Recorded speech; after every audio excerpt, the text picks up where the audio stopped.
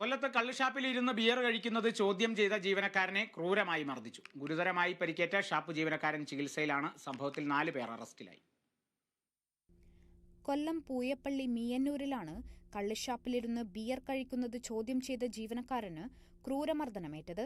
സംഭവത്തിൽ 4-അംഗ സംഘത്തെ police arrest ചെയ്തു.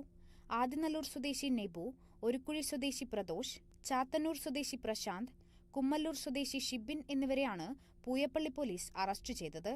ഗുരുതരമായി പരിക്കേറ്റ നാൽക്കവല സ്വദേശി ജയകുമാർ ചികിത്സയിലാണ്.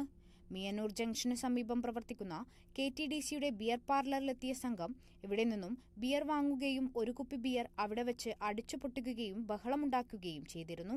പിന്നാലെയാണ് ഇവർ മിയന്നൂരിലെ കള്ളുഷാപ്പിലെത്തിയത്. ഷാപ്പിലിരുന്ന് ബിയർ കഴിക്കാൻ പറ്റില്ലെന്ന് പറഞ്ഞതാണ് പ്രകോപനത്തിന് കാരണം. ഷാപ്പ് ജീവനക്കാരനായ ജയകുമാറിനെ സംഘം അസഭ്യം പറയുകയും ബിയർ കുപ്പി കൊണ്ട് അടിക്കുകയും ചെയ്തു. മർദ്ദനത്തിന് ശേഷം കാറിൽ രക്ഷപ്പെടാൻ ശ്രമിച്ച ഇവരെ പോലീസ് പിന്തുടർന്ന് പിടികൂടുകയായിരുന്നു. വധശ്രമത്തിന് കേസെടുത്ത പ്രതികളെ കോടതിയിൽ ഹാജരാക്കി. കേരള വിഷൻ ന്യൂസ്, കൊല്ലം.